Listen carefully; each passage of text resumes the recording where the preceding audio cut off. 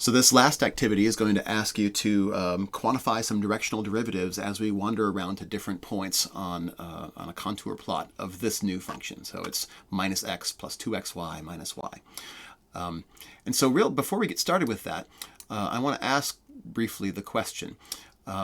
We know now how to maximize, how to make the directional derivative as large as possible. We choose a direction that's parallel to the gradient. If I want to make the directional derivative as small as possible, I'll choose a direction that's exactly opposite to the gradient. Under what circumstances will we get a directional derivative that is 0? If they're perpendicular, If my direction is perpendicular to my gradient. But the gradient is perpendicular to what? the The Contour? contours, exactly. And so in a two-dimensional setting, like in this contour plot, being perpendicular both to the gradient, the gradient being perpendicular both to the contour and to the direction in which the directional derivative is 0 means that the contour is the direction in which the directional derivative of my function is 0. Which makes sense, right? Because again, a contour is a set of points where the value of the function remains constant. It's like I'm walking on the side of a hill. I'm neither going uphill nor downhill in that case.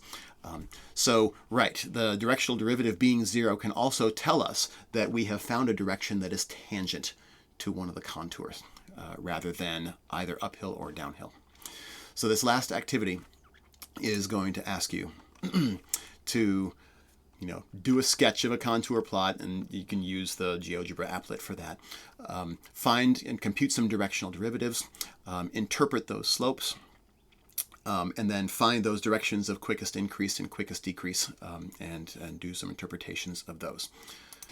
So in our first introduction to the gradient vector, which for me, again, is the most important kind of derivative that we can take in multivariable calculus, we figured out that, first of all, directional derivatives can tell us the slopes of tangent lines to the graphs of a function in directions that are not the coordinate axis directions.